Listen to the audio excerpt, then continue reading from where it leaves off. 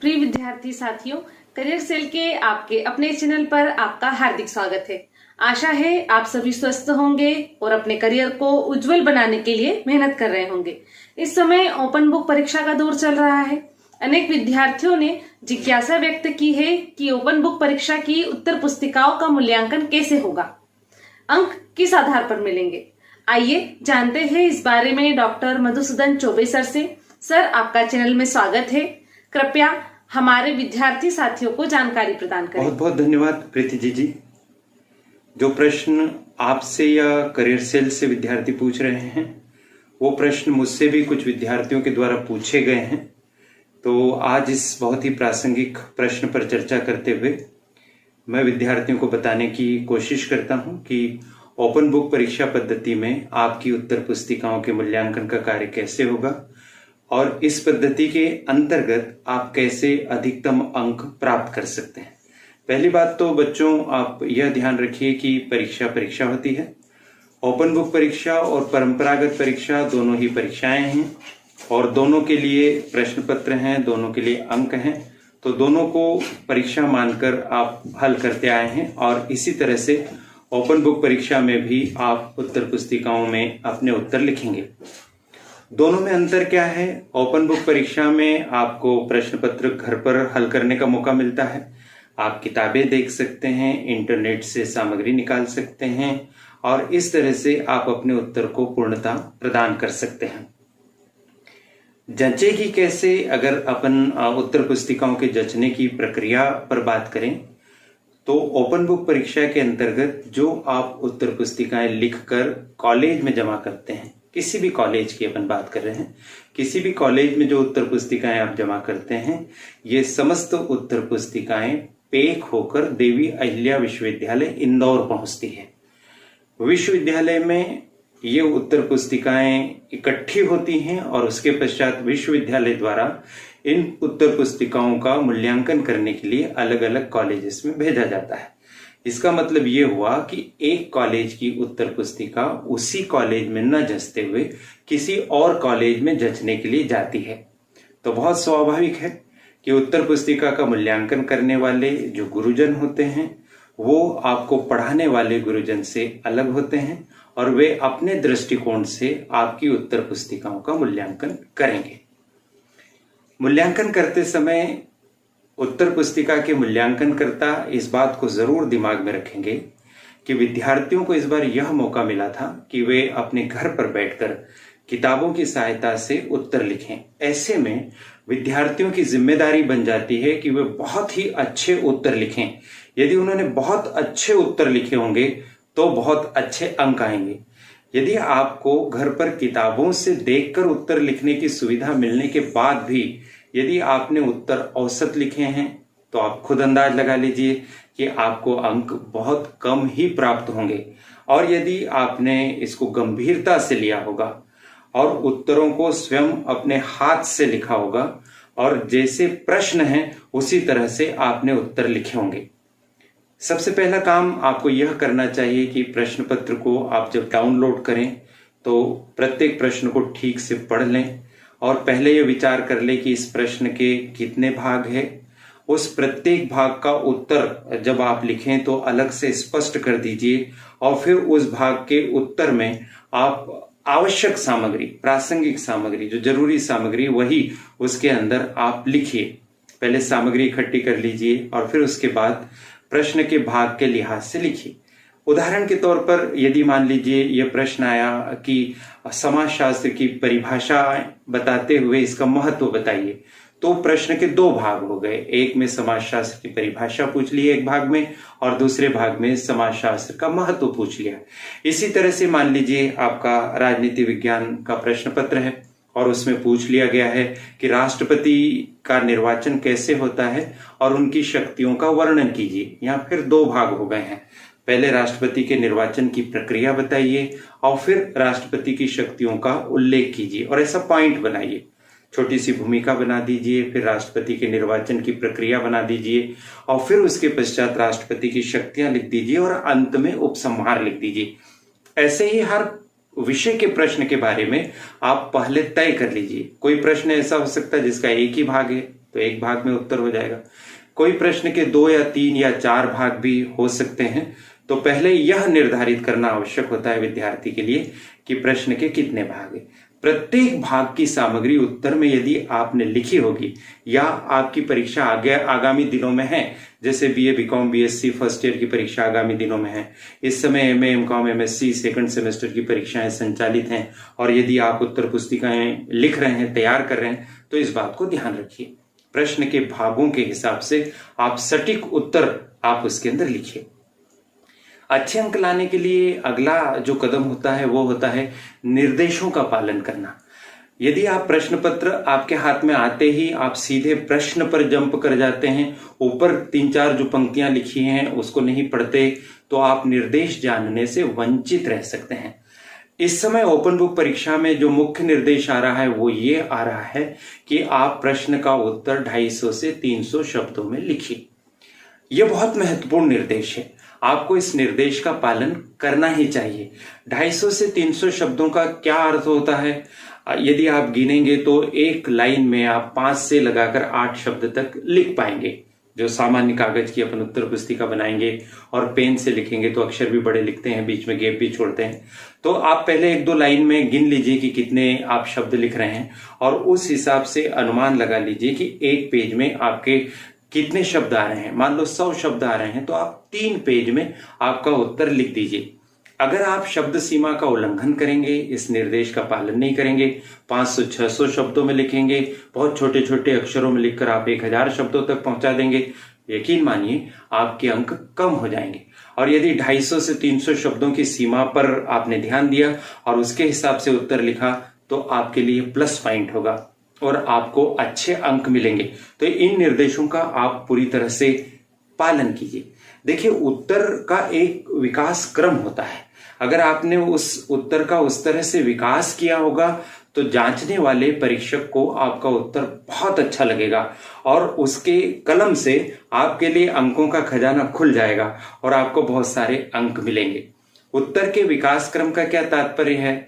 उत्तर के विकास क्रम का मतलब होता है कि शुरू में आप एक हल्की सी 2-3 लाइन की भूमिका बनाइए, फिर उत्तर का भाग 1 आप ऐसा लिख दीजिए, फिर उसके बारे में लिखते हुए फिर भाग 2 पर पहुंचिए, यदि भाग 3 है तो उसको लिखिए, और फिर अंतिम पैराग्राफ में निष्कर्ष निकालिए। और यह सब चीजें आप पैराग्राफ वाइज लिखिए। जहां पर आप पॉइंट वाइज आपको लिखने की सुविधा है वहां पर आप पॉइंट वाइज लिखिए। जैसे अगर उदाहरण के तौर पर अपन बात करें, परीक्षा में मान लीजिए प्रश्न आया कि गुप्त काल को भारत का स्वर्ण युग क्यों कहते हैं, तो अब इसको आप थोड़ी सी भूमिका बना दीजिए कि गुप्त काल प्राचीन भारत के इतिहास का एक अत्यंत महत्वपूर्ण काल था। 275 ईस्वी से लगाकर 550 ईस्वी तक अनेक गुप्त सम्राटों के द्वारा शासन किया गया। इसे भारत के इतिहास में स्वर्ण युग की संज्ञा से विभूषित किया जाता है। ये भूमिका हो गया। फिर उसके बाद आप एक हेडिंग डालिए, स्वर्ण युग कहने के कारण, फिर उसमें लिखिए कि निम्नांकित कारणों से गुप्त काल को स्वर्ण युग कहा जाता है। फिर पहला कारण लिखिए कि अभूतपूर्व प्रगति, दूसरा साहित्यिक विकास। इस तरह से जो भी 10-12 कारण आप गुप्त काल को स्वर्ण युग के लिए निरूपित करना चाहते हैं, बताना चाहते हैं, उनको एक एक करके आप लिखते जाइए। जब आपके पूरे पॉइंट्स हो जाएं, उसके बाद आप उपसंहार लिख दीजिए कि इस तरह से स्पष्ट है कि गुप्त काल को स्वर्ण युग बताने के लिए हमारे पास बहुत सारे कारण हैं, जिनके आधार पर हम कह सकते हैं कि गुप्त काल में प्राचीन भारत के दौरान ऐसी प्रगति हुई कि जिसके आधार पर इसे स्वर्ण युग कहना उचित होगा। जो भी आपका निष्कर्ष निकले, प्रश्न के हिसाब से आप इसका निष्कर्ष निकालिए। इस तरह से उत्तर का विकास किया जाता है। जहां पर पॉइंट्स लिखने की संभावना नहीं है, वहां पर आप पैराग्राफ बदल बदल कर आप अपने उत्तर को आगे बढ़ाइए। एक पैराग्राफ से दूसरे पैराग्राफ को जब आप शुरू करें तो दोनों पैराग्राफ्स के बीच में आप जगह छोड़िए। दोनों तरफ राइट साइड और लेफ्ट साइड दोनों तरफ आप मार्जिन छोड़िए और उस मार्जिन में आप केवल प्रश्न का क्रमांक और उत्तर शब्द इतना ही लिखिए। बाकी उस मार्जिन को आप दोनों तरफ से खाली छोड़ दीजिए। जहां पर भी उत्तर में डायग्राम की आवश्यकता हो या कोई फ्लो चार्ट आप बना सकते हो तो उसका उपयोग जरूर कीजिए। मैंने भी इस समय एमए चतुर्थ सेमेस्टर समाजशास्त्र की परीक्षा दी। मैंने समाजशास्त्र के प्रश्न पत्रों में जब उत्तर लिखे तो यथा आवश्यकता उसमें डायग्राम और फ्लो चार्ट्स का भी उपयोग किया। और जब यह उत्तर पुस्तिका मैंने समाजशास्त्र के जानकार लोगों को बताई तो उन्होंने सराहना की। उन्होंने कहा सर आपको अच्छे अंक मिलेंगे। डायग्राम्स का, चार्ट्स का, इन सब का बहुत अच्छा प्रभाव पड़ता है, लेकिन इन्हें तभी बनाएं जब उत्तर में उसकी आवश्यकता हो। तो डायग्राम और चार्ट के माध्यम से आप उत्तर को बहुत अच्छे से सजा सकते हैं। एक बहुत बढ़िया नुस्खा है जो मैंने अपने अध्ययन के दौरान बहुत महान professor doctor Jayantilal Bhandari sir से सीखा था, और वह है अंडरलाइन करना। अपने उत्तर में आप 5-7 ऐसे स्पॉट तय कीजिए जहां पर आप अंडरलाइन कर सकें। एक तो आपके जितने भी पॉइंट्स होते हैं उनको आप अच्छे से अंडरलाइन करिए, जो उत्तर के भाग होते हैं उनको आप अंडरलाइन करिए। किसी व्यक्ति का कोटेशन अगर आप लिखते हैं तो उसको अंडरलाइन कर लीजिए। मान लीजिए आप समाजशास्त्र में मैकाइवर एवं पेज का कोई वाक्य लिख रहे हैं कि समाज सामाजिक संबंधों का जाल है, तो इसको आप अंडरलाइन जरूर करिए। अगर आपके प्रत्येक पेज पर आप 2-3-4 जगह अंडरलाइन दिखेगा, कोई सन को अंडरलाइन कर दीजिए, कोई तथ्य को अंडरलाइन कर दीजिए, तो इसका भी परीक्षक पर बहुत अच्छा प्रभाव पड़ता है और वह आपको अच्छे अंक देने के लिए तत्पर हो जाते हैं। अंडरलाइन करिए, इस बात को भी आप ध्यान रखिए। काली अथवा नीली शाही के प्रयोग की अनुमति यूनिवर्सिटी के द्वारा दी गई है, तो आप इसका भी पालन करें और इस तरह से शाही का प्रयोग करते हुए आप अपने उत्तर को लिखें। याद रखिए, अगर आप डायग्राम बना रहे हैं तो उसमें आप पेंसिल का प्रयोग कर सकते हैं। डायग्राम में रंगों का प्रयोग करने की भी अनुमति रहती है, तो आप उसका भी उपयोग कर सकते हैं। एक बहुत महत्वपूर्ण बात, बड़े दुर्भाग्य की बात है और दुख की बात है कि ओपन बुक परीक्षा है, आपको घर बैठकर उत्तर लिखना है, लेकिन मैं व्हाट्सएप के ग्रुप्स में इस चीज को देख रहा हूं, नोटिस कर रहा हूं कि एक विद्यार्थी दूसरे विद्यार्थी से कहता है कि क्या आपने इस प्रश्न पत्र के उत्तर लिख लिए हैं? अगर आपने इस प्रश्न पत्र के उत्तर लिख लिए हैं तो कृपया मुझे सेंड कीजिए। और आपस में आप एक दूसरे को अपने लिखे हुए उत्तर सेंड भी कर रहे हैं।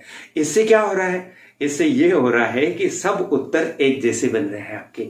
जब 50 कॉपी के जचने के लिए जाएगी किसी विद्वान के पास और वो देखेंगे कि एक जैसे ही उत्तर लिखे हुए हैं, तो बहुत स्वाभाविक है कि आपके अंक कम हो जाएंगे। इस बात का आप जरूर ध्यान रखिए। तो करना क्या है, आप किसी की भी नकल मत कीजिए, अपने उत्तर आप खुद तैयार कीजिए और मौलिक उत्तर लिखिए। अगर आप मौलिक उत्तर लिखेंगे आपकी कॉपी अलग ही दिखेगी, आपके उत्तर की शुरुआत अलग दिखेगी, एंडिंग अलग दिखेगी, पॉइंट्स अलग दिखेंगे, प्रेजेंटेशन अलग दिखेगा, तो आपको अच्छे अंक मिलेंगे। और यदि आपने नकल की या आपने नकल करवाई अपने किसी साथी को, तो फिर आप अंक खोने के लिए थोड़ा सा तैयार हो जाइए। और ऐसा अगर आप करते हैं तो आपके अंक कम होंगे, और अगर आप अपना मौलिक उत्तर लिखते हैं तो आप यकीन मानिए कि आपको अच्छे अंक प्राप्त होंगे। तो इस तरह से इन सब बातों को अगर आप ध्यान में रखते हुए अपनी उत्तर पुस्तिका तैयार करेंगे तो आपको अच्छे अंक मिलेंगे। एक बार पुनः दोहरा देता हूं, आप अपनी उत्तर पुस्तिका बहुत अच्छे से तैयार कीजिए। सबसे पहले एक फॉर्मेट जो यूनिवर्सिटी के द्वारा जारी किया गया है, प्रपत्र अ, उसको ठीक से भर लीजिए। प्रपत्र को भरते समय आप 8वें पॉइंट का विशेष ध्यान रखिए, जिसमें प्रश्न पत्र का कोड लिखना है। प्रश्न पत्र का कोड जो यूनिवर्सिटी से आप पेपर डाउनलोड करेंगे उसमें राइट साइड में एक अंक लिखा हुआ रहता है, वही प्रश्न पत्र का कोड है, उसको आप भर लीजिए। इसी तरह से इसमें जो कॉलम्स हैं, विषय, प्रश्न पत्र का शीर्षक, इसको लिखने में भी विद्यार्थी गलती करते हैं, तो इसको आप ध्यान रख लीजिए। विषय है आपका इतिहास, प्रश्न पत्र हो सकता है प्रथम, प्रश्न पत्र का शीर्षक हो सकता है भारत का इतिहास प्रारंभ से 1200 ईस्वी तक। तो ये जो 3 कॉलम है ना, इसमें 3 तरह की सूचना होगी। मान लीजिए आप एमए सेकंड सेमेस्टर में हैं और इतिहास के विद्यार्थी हैं, तो विषय हो गया इतिहास, प्रश्न पत्र हो गया प्रथम, प्रश्न पत्र का शीर्षक जो हो जाएगा वो हो जाएगा इतिहास लेखन, उपकरण, पद्धतियां एवं टूल्स। जो भी उसका शीर्षक है वह शीर्षक उसमें से आप प्रश्न पत्र में से देखकर लिखेंगे। इतिहास लेखन, अवधारणा, पद्धतियां एवं उपकरण, यह प्रश्न पत्र का पूर्ण शीर्षक है। इस तरह से प्रत्येक प्रश्न पत्र का एक शीर्षक होता है और वह शीर्षक भी आपको पेपर में लिखा हुआ मिल जाएगा। आप पूरे साल से ऑनलाइन क्लासेस के माध्यम से पढ़ रहे हैं, आपके गुरुजनों ने भी आपको प्रश्न पत्रों का शीर्षक बताया होगा, तो उसको आप ठीक से लिख लीजिए। इस तरह से फॉर्मेट आप पूरा कंप्लीट तैयार कर लीजिए। फॉर्मेट के बाद 16 पेज, अधिकतम 16 पेज में आपको 5 उत्तर लिखना है। लेकिन 16 ही पेज लिखें ऐसा जरूरी नहीं है, 16 से कम भी लिख सकते हैं। 16 से ज्यादा नहीं लिखना है, 16 से कम 12, 14, 15 में ही अगर आपके 250-300 शब्दों के उत्तर आ गए, मान लीजिए आप एक लाइन में 8 शब्द लिखते हैं, तो आपके 2 पेजेस में ही 250-300 शब्द हो जाते हैं, तो ऐसे में 10 पेज की कॉपी बनेगी।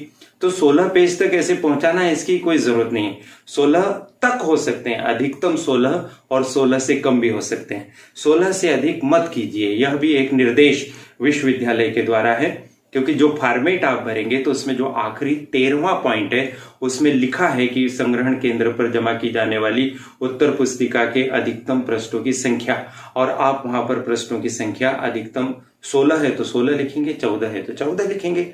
ऐसा आप कर लीजिए। फिर अंत में आप अपना प्रवेश पत्र लगाइए, पहले फॉर्मेट, फिर 16 पेज और अंत में प्रवेश पत्र। उसके बाद 3 जगह स्टेपलर कर दीजिए, और जहां आपने स्टेपलर करके पिन लगाई है वहां टेप लगा दीजिए, टेप से उसको बाइंड कर दीजिए। इस तरह से ये आपकी उत्तर पुस्तिका बन गई। फिर उसके पश्चात आप निर्देशों का पालन करते हुए सटीक उत्तर लिखें, मौलिक उत्तर लिखें, अच्छे अक्षरों में उत्तर लिखें, जल्दबाजी में घसीटकर उत्तर न लिखें, अपना खुद का उत्तर तैयार करें। उत्तरों को आपस में साझा करेंगे तो आपके मूल्यांकन पर ऋणात्मक प्रभाव पड़ेगा, इस बात का आप ध्यान रखिए। दोनों तरफ मार्जिन छोड़िए, अंडरलाइन करिए, ग्राफ बनाइए, चार्ट बनाइए, फ्लो चार्ट बनाइए, रेखा चित्र बनाइए, डायग्राम बनाइए, और इस तरह से अपनी उत्तर पुस्तिका को पूर्ण कीजिए। 5 प्रश्नों के उत्तर लिखिए, 5 प्रश्नों पर बराबर ध्यान दीजिए। इसी तरह से आपके जितने प्रश्न पत्र हैं उन सारे प्रश्न पत्रों को ठीक से आप तैयार कीजिए, और तैयार करने के बाद एक साथ ले जाकर अपनी उत्तर पुस्तिका महाविद्यालय में जमा कीजिए। एक बात और ध्यान रखिए कि ओपन बुक परीक्षा में एक सुविधा आपको यह है कि आप अपनी उत्तर पुस्तिका किसी भी कॉलेज में जमा कर सकते हैं। किसी भी कॉलेज से क्या तात्पर्य है, आप मान लीजिए शहीद भीमा नायक शासकीय स्नातकोत्तर महाविद्यालय बड़वानी के नियमित और या प्राइवेट परीक्षार्थी हैं, तो यह जरूरी नहीं है कि आप अपनी कॉपी बड़वानी के इसी कॉलेज में जमा कराएं। आप अपनी कॉपी बड़वानी के गर्ल्स कॉलेज में जमा कर सकते हैं, बड़वानी के मधुबन कॉलेज में जमा कर सकते हैं, राजपुर में, अंजड़ में, सेंधवा में, पानसेमल में, निवाली में, बलवाड़ी में, पाटी में जमा कर सकते हैं। क्या केवल बड़वानी जिले में ही जमा कर सकते हैं? नहीं, देवी अहिल्या विश्वविद्यालय इंदौर के अंतर्गत 8 जिले आते हैं। कौन कौन से? इंदौर, धार, झाबुआ, अलीराजपुर, खरगोन, खंडवा, बड़वानी और बुरहानपुर। इन 8 जिलों के किसी भी ऐसे कॉलेज में आप अपनी उत्तर पुस्तिका जमा कर सकते हैं जिसको देवी अहिल्या विश्वविद्यालय ने संग्रहण केंद्र के रूप में मान्यता दी। सामान्यतः जितने भी सरकारी कॉलेज है वो सब संग्रहण केंद्र है। आप बड़वानी में पढ़ रहे हैं, इस समय खरगोन में रह रहे हैं, खरगोन में जमा कर दीजिए। खंडवा में रह रहे हैं, झाबुआ, अलीराजपुर, धार, इंदौर में रह रहे हैं, वहां अपनी उत्तर पुस्तिका जमा कर दीजिए। अनावश्यक परेशान मत होइए। और उत्तर पुस्तिका जमा करने के बाद आप एक रसीद अवश्य प्राप्त कीजिए। इस रसीद को बहुत संभाल कर रखिए। जब तक रिजल्ट ना आ जाए तब तक रसीद को संभाल कर रखिए। अगर रिजल्ट में कोई प्रॉब्लम आती है तो इस रसीद को लेकर आप संग्रहण केंद्र में उपस्थित हों और बताएं कि मैंने सारी उत्तर पुस्तिकाएं जमा की थी, लेकिन मुझे एक विषय में फेल घोषित कर दिया या अनुपस्थित बता दिया गया है, तो उस रसीद के आधार पर ही आपकी इस समस्या का समाधान होगा। इस तरह से ओपन बुक परीक्षा को गंभीरता से लीजिए, अपने उत्तर खुद लिखिए और अधिक से अधिक अंक लाने की कोशिश कीजिए। यह वीडियो आपके लिए तैयार किया गया है ताकि आप ओपन बुक परीक्षा में भी बहुत अच्छे अंक प्राप्त करके मेरिट में आ सके। मुझे अपनी बात साझा करने का अवसर देने के लिए करियर सेल चैनल और प्रीति जी का बहुत बहुत धन्यवाद और आप सभी को शुभकामनाएं। बहुत बहुत धन्यवाद सर, आपने अच्छे से समझा दिया कि ओपन बुक परीक्षा में उत्तर पुस्तिकाओं का मूल्यांकन किस प्रकार होगा और इसमें अच्छे अंक कैसे ला सकते हैं। तो यह जानकारी आपको अच्छी लगी होगी। ऐसी ही महत्वपूर्ण सूचनाओं और जानकारियों के लिए चैनल को तुरंत सब्सक्राइब कीजिए, बेल आइकन भी पुश कर दीजिए। हमारी मेहनत बनेगी आपकी सफलता का आधार। Best of luck.